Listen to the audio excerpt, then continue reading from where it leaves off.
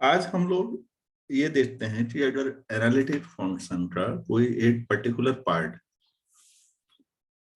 Constant हो जाए तो क्या फर्क पड़ता है फंक्शन पे। इस पे हम लोग बातचीत करेंगे।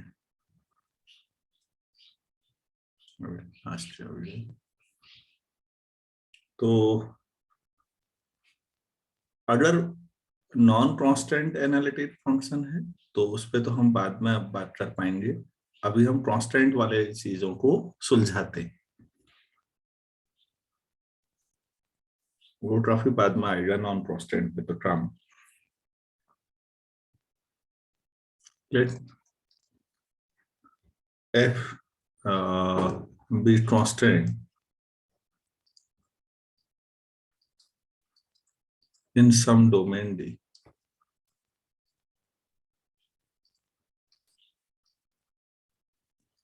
तो फिर यहाँ पर आप मानेंगे ना कि एफ डैश जो होगा, कोई भी जेड ले लीजिए, 0 for every z belongs to D हो जाएगा। तो क्रॉस-रीमैन इक्वेशन सेटिस्फाई हो जाएंगी।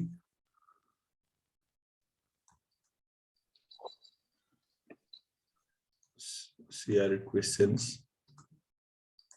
will be satisfied obviously। अब मैंने तो ऑब्वियसली कह दिया, हो सकता है आपको दिक्कत हो रही हो।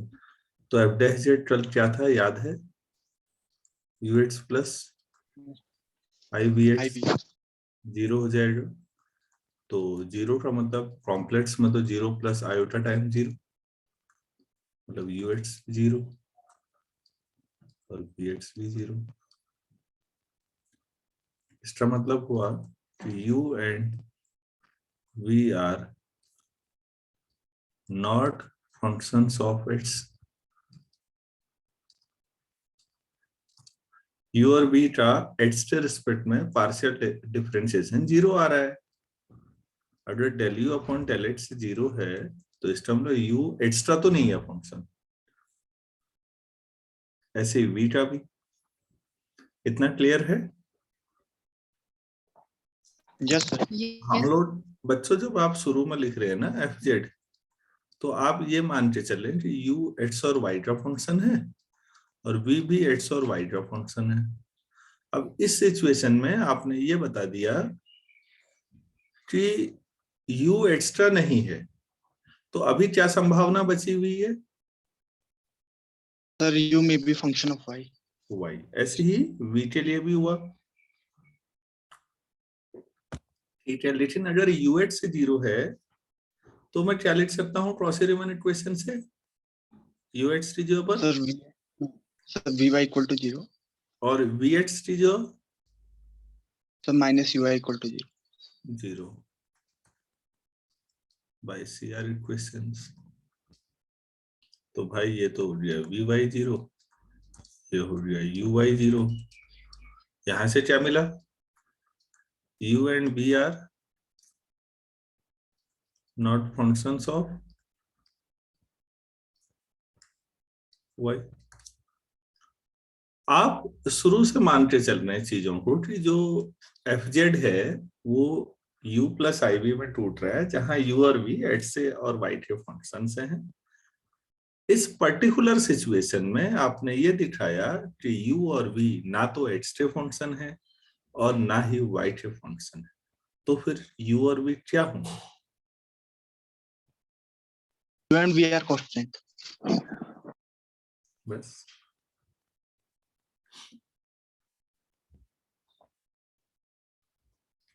इसका मतलब u and v are absolute constants कह सकते हैं। Yes sir. तो फिर जब वो कांस्टेंट ही होंगे तो फिर एफ डैश जेड 0 आना जस्टिफाइड है या नहीं? यस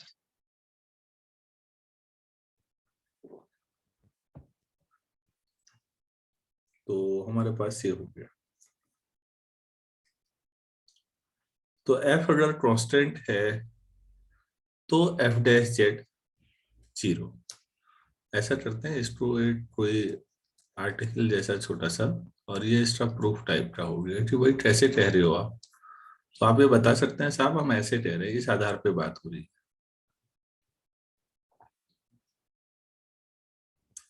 उम्मीद है ये क्लियर हो गया होगा। तो अब ये तो तब था जब पूरा फंक्शन आपने क्या ले लिया, कांस्टेंट ना। यस हाँ, यस अगर आप पूरा फंक्शन कांस्टेंट ना लें तो उसका एक ही पार्ट कांस्टेंट है, लेकिन एनालिटिक है और एक ही पार्ट भी कांस्टेंट हो रहा है, तो हम दिखाएंगे कि पूरा कांस्टेंट होगा। प्लीज अंतर समझिएगा, यहाँ पर पूरा फंक्शन कांस्टेंट था तो डेरिवेटिव 0 आया। अब एनालिटिक में एक हिस्सा कांस्टेंट आ रहा है, तो वह थ्योरम ये बात भले लिख लेता हूं, तो अंतर समझिएगा। Suppose f is analytic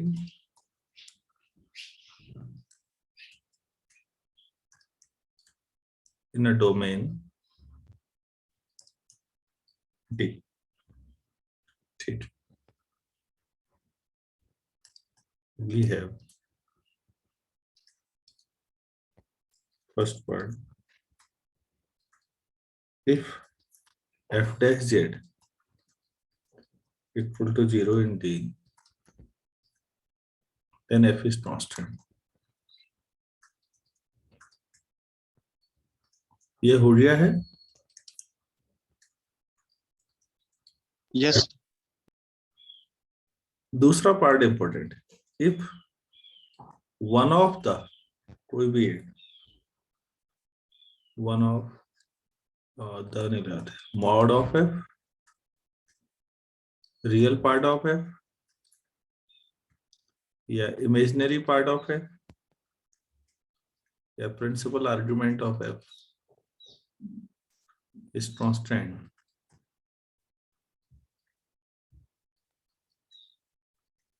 D, then f is constant. अब आपने एनालिटिक की पावर जोड़ी है, हाँ यहाँ ध्यान रखिएगा, ऊपर ये फर्क डाला है इस शब्द ने। एनालिटिक होने के बाद चाहे फंक्शन का मॉड्यूलस कांस्टेंट हो या उसका जो रियल पार्ट कांस्टेंट हो जाए, u प्लस आई में u समझ लो, या इमेजिनरी पार्ट भी कांस्टेंट हो जाए, या फंक्शन का आर्ग्यूमेंट कांस्टेंट हो जाए, तो पूरा फंक्शन ही कांस्टेंट होगा। ये बहुत ही महत्वपूर्ण रिजल्ट है, मैं बार बार कह रहा हूं आपसे, हम इसको प्रूव करेंगे। अभी इसमें थोड़ा सा और इसको और बेहतर तरीके से लिख लेते हैं।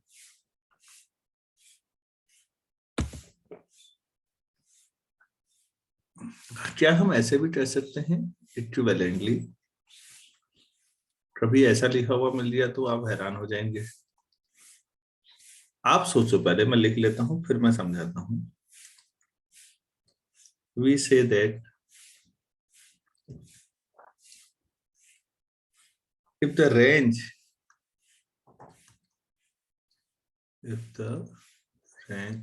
का मतलब डोमेन की image f of D lies in either a circle,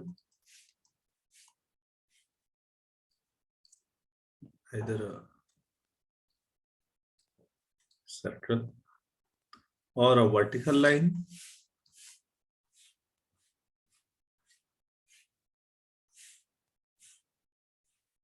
or a horizontal line,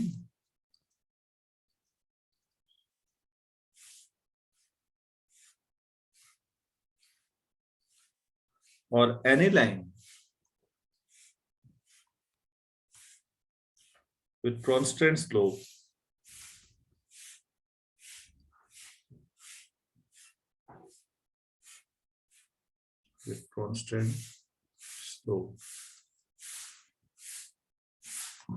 then f is constant.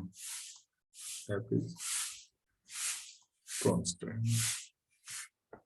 तो क्या बच्चों आपको लगता है ये सेकंड वाला ऊपर वाला और ये नीचे वाले दोनों एक ही बात है? यस सर कैसे? Yes sir sir argument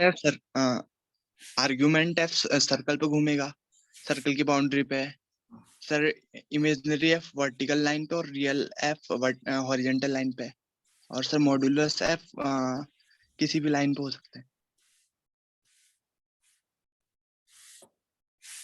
mod of circle हो जाएगा, आर्गुमेंट एफ किसी भी लाइन पर होगा। अरे भाई अगर आप सोचो एफ जेड, अगर मैं u प्लस आई भी ले लूं और mod of f Z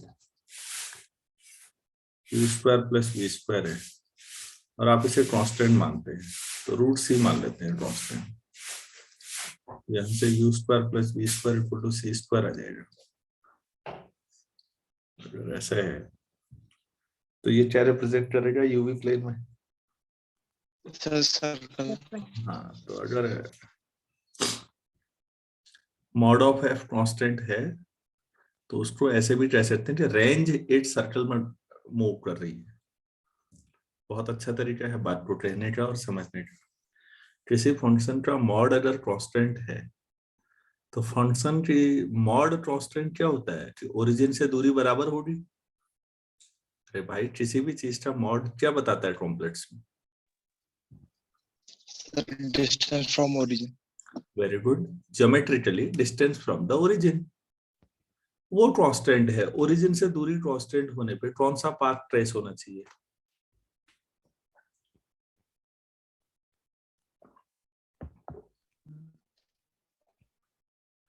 circle ही होगा। Yes sir. ओरिजिन से कांस्टेंट दूरी पर और क्या हो सकता है? तो ये u और v है, तो सर्कल ही बनेगा कोई। तो रेंज अगर सर्कल है तो फंक्शन कांस्टेंट है, ये समझना भी अपने आप में नया पॉइंट हुआ। समझ में आया या नहीं आया? यस सर आगे। अच्छा, और रियल पार्ट है ना, u इक्वल टू कांस्टेंट जो होगी वो वर्टिकल लाइन होगी, v equal to constant horizontal line होगी।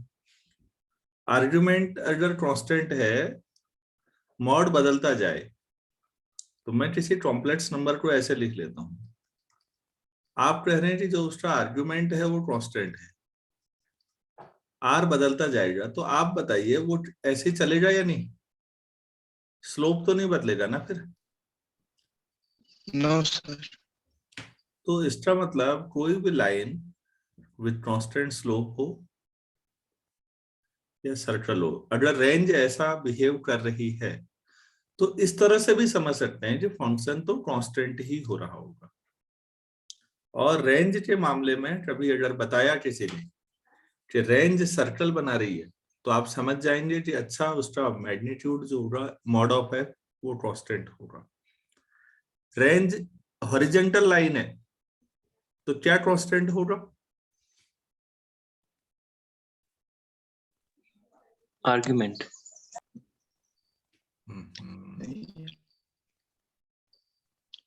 हाँ, ऐसा भी कह सकते हैं। हॉरिजॉन्टल लाइन है तो v कांस्टेंट हो जाएगा। Yes yes. Yes. Vertical line है तो u कांस्टेंट है, कोई और है तो आर्गुमेंट कांस्टेंट है। तो पहले हम अच्छी तरह से डाइजेस्ट कर ले समझाया क्या जा रहा है, प्रूफ तो हो ही जाएगा।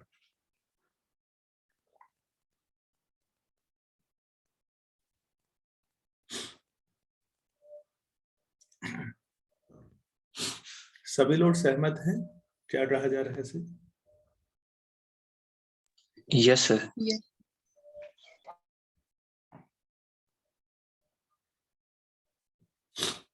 तो पहला वाला करने की जरूरत तो नहीं है ना? No sir. दूसरे पे हम फोकस करते हैं।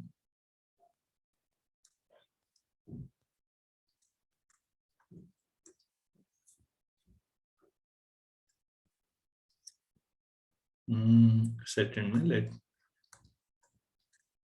एफ जेड इक्वल टू, वैसे ही ले रहा हूं मैं जैसे अभी समझाया आपको, u plus i v such that mod of fz equal to constant. This implies under root u square plus v square equal to constant को हमने रूट ऑफ सी ले लिया, तो फिर सी हमने पॉजिटिव मान लिया, कोई ऐसा ले लिया, ठीक है। तो u square plus b square, yes ठीक है, रूट से भी लेना जरूरी था क्या, सी ही लो यार, चीजों को सरल बना देते हैं, सी स्क्वायर हो जाएगा, सी नॉन जीरो ले लो फिर, ये differentiating partially with respect to its, we get 2u, u का ux, 2v, v का vx, ये तो कांस्टेंट है 0, तो u ux plus v vx equal to 0। मेरे ख्याल से समझ में आया होगा।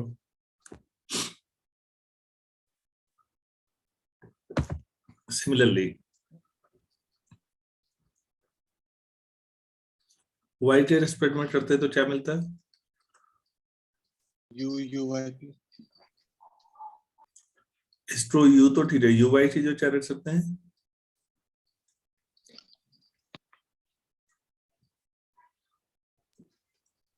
ऐसा लिख सकते हैं, yes sir. Yes, sir. Cross Riemann questions की मदद से किया हमने और ऐसा लिख लिया। ये क्वेश्चन मैंने कराया होगा बच्चों पहले भी आपको, Yes, sir. मतलब बीएससी फाइनल के लिए जब पढ़ाया, question 2 and 3 we did, square करके ऐड कर लीजिए, तो u ux v vx whole square minus u vx v ux whole square equal to 0, u square ux square v square vx square u square vx square v square ux square equal to 0। सही है, yes sir. क्यों a plus b whole square खोल रहे हैं हम, तीसरी term कहाँ लिखी है, सर वो तो कट गया ना sir, two two u u बाकी लोग एक्स वी वी एक्स और तो बाकी लोग सहमत है ना, कैंसिल हो गया बच्चों, तो u Yes, square sir. Common लेंगे तो क्या आ जाएगा, u x square plus v x square, और वी स्क्वायर कॉमन ले तो v x square plus u x square equal to 0, तो u square plus v square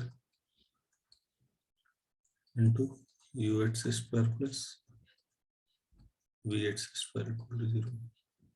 ये हमने सी स्क्वायर कहा था, और ये f dash z mod square,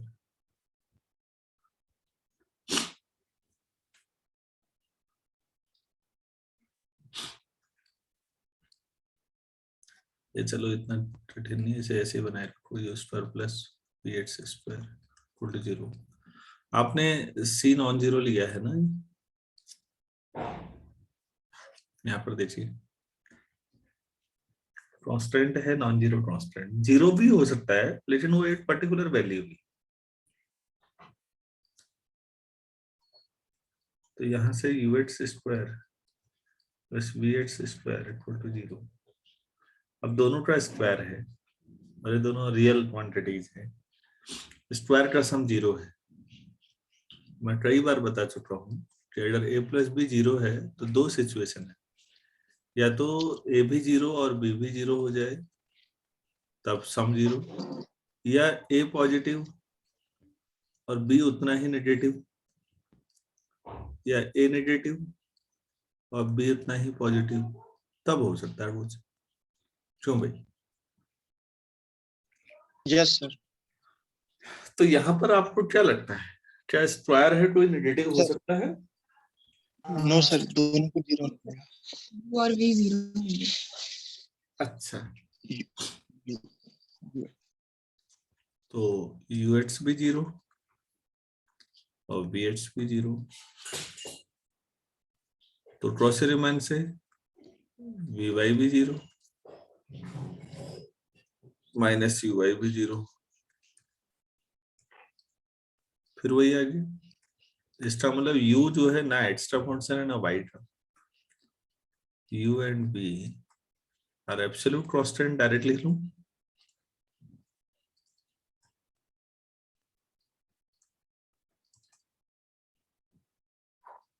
और अगर ऐसा है तो U प्लस IB भी कांस्टेंट होगा, तो F इक्वल टू पूरा जो F है F ऑफ जेड लिख लो। तो क्या पहला पार्ट क्या था बच्चों, शुरू कहां से किया था, मॉड ऑफ एफ जेड ना, यस मॉड कांस्टेंट था। हाँ, फाइनली क्या प्रूफ हो गया, फंक्शन इज कांस्टेंट। एनालिटिक होने में अगर मॉड भी कांस्टेंट है तो पूरा फंक्शन कांस्टेंट हो जाएगा।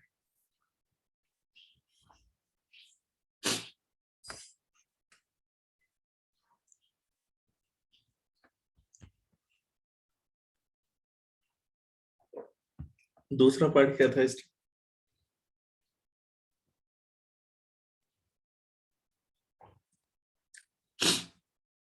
रियल पार्ट ऑफ है।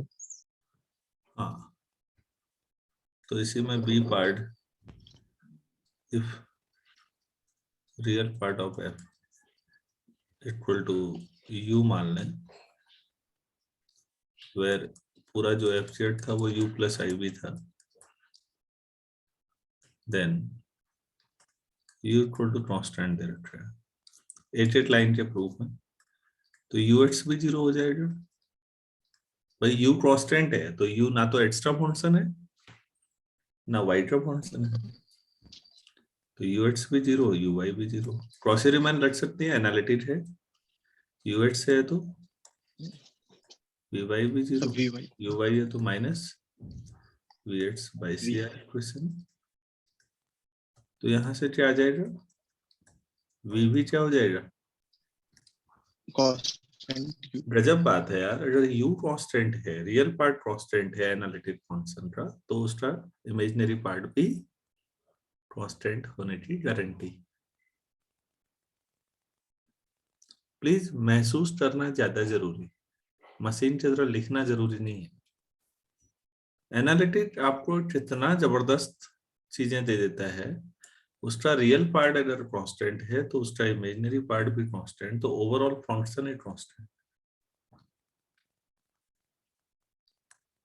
सो u plus i b equal to f z equal to constant. क्या अगला जो है इमेजिनरी पार्ट v को कांस्टेंट माने तो फिर u पूरा फंक्शन तब भी कांस्टेंट होगा, तब भी बताना जरूरी है क्या हो जाएगा, हो जाएगा सर। ये हो जाएगा। हाँ रिपीटेशन है बच्चों,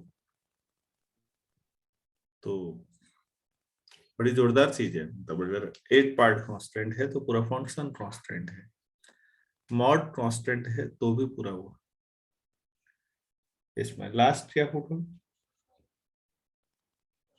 आर्गुमेंट कांस्टेंट है तो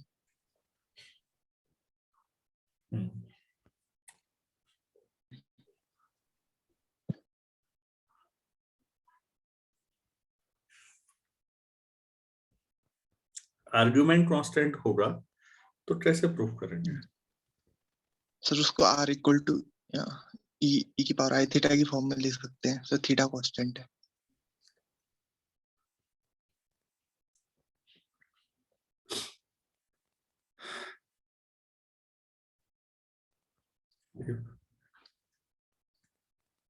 argument f equal to constant,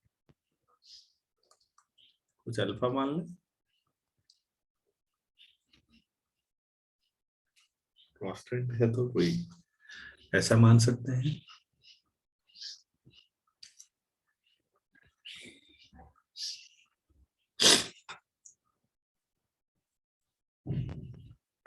अच्छा, आर्ग्यूमेंट कांस्टेंट है और सोचो तो इस पे बच्चा ये पहले बताया था। ये नहीं बताया था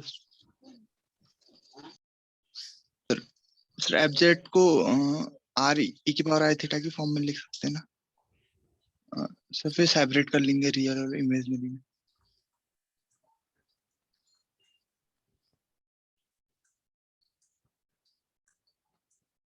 ऐसे यस आर तो आर कांस्टेंट नहीं है। हाँ,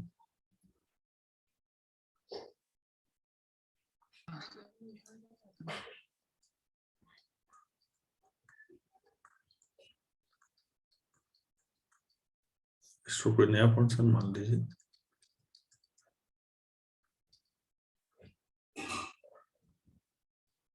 ऐसा ले सकते हैं।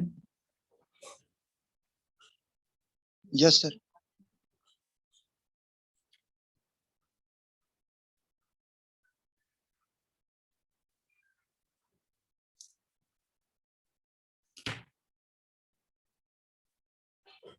तो जी जेड कैसा फंक्शन हो जाएगा? जी जेड तो आर है, आर तो मॉड्यूलस है, रियल वैल्यूड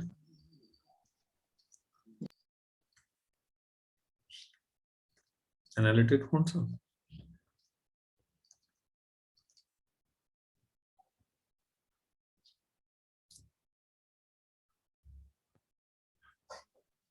जो भी रियल वैल्यूड है उसका डेरिवेटिव क्या आना चाहिए?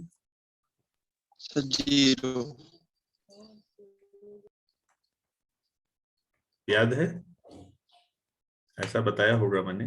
अगर रियल वैल्यूड है यस सर। एनालिटिक फंक्शन, तो कोई भी फंक्शन इस कैटेगरी में होगा ना,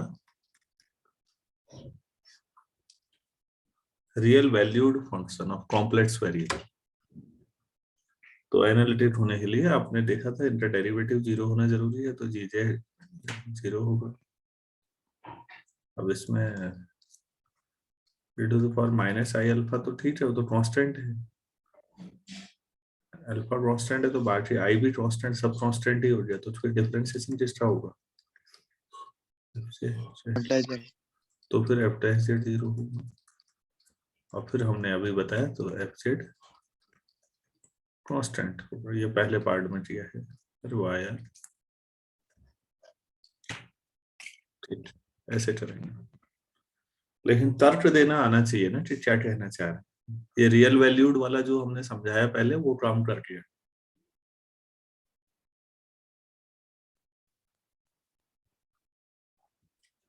तो आप लोगों को ये थ्योरम समझ में आ गई है या नहीं आई? पूरी तरह क्लियर हुआ? आगे सर। यस सर क्लियर है। यहाँ से बच्चों 8-2 इस थ्योरम से एक आध छोटे रिजल्ट, 8 तो अभी प्रूफ हो ही जाएगा। 8 छोटा ये है, इसको करते हैं। एक छोटा सा रिजल्ट है, आप उसको थ्योरम रिजल्ट क्वेश्चन कुछ भी लिख दो, क्या फर्क पड़ा। Suppose f and g are analytic functions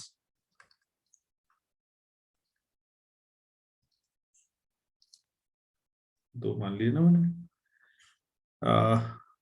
in A domain D, common domain है ऐसा मान लेते हैं, domain D such that f dash z to g dash z for every z belongs to D। अगर ऐसा होगा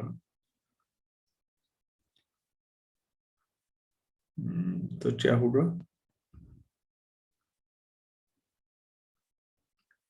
then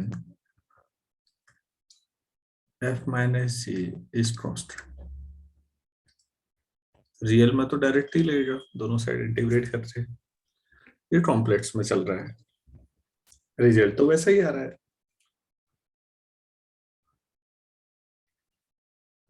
मतलब they differ by your constant. किसी कॉमन डोमेन में दो एनालिटिक फंक्शन के डेरिवेटिव हर पॉइंट पे बराबर आ रहे हैं किसी एक जोन में, तो इसका मतलब है वो फंक्शन का जो डिफरेंस होगा वो कांस्टेंट आएगा।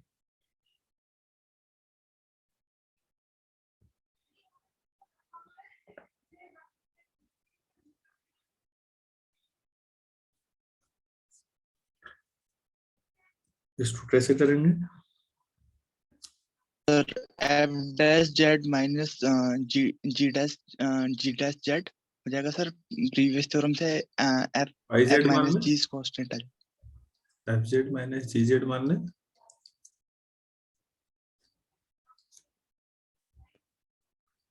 तो फाइव डैश जेड ही आ जाएगा। एफ डैश जेड जी लेकिन ये तो बराबर है, तो आपके पास ये हो गया five dash z equal to 0 for every z belongs to D. इसका मतलब five z constant. Constant, sir five z constant है तो फाइव जेड किससे बराबर है? F z minus g z के बराबर, जी कांस्टेंट। उल्टा भी ले सकते हो, g z minus f z, उससे फर्क नहीं पड़ता। तो अगर दो फंक्शन का डेरिवेटिव बराबर आ रहा है किसी डोमेन में, तो उस डोमेन में दोनों फंक्शन का जो डिफरेंस होगा वो केवल कांस्टेंट के बराबर।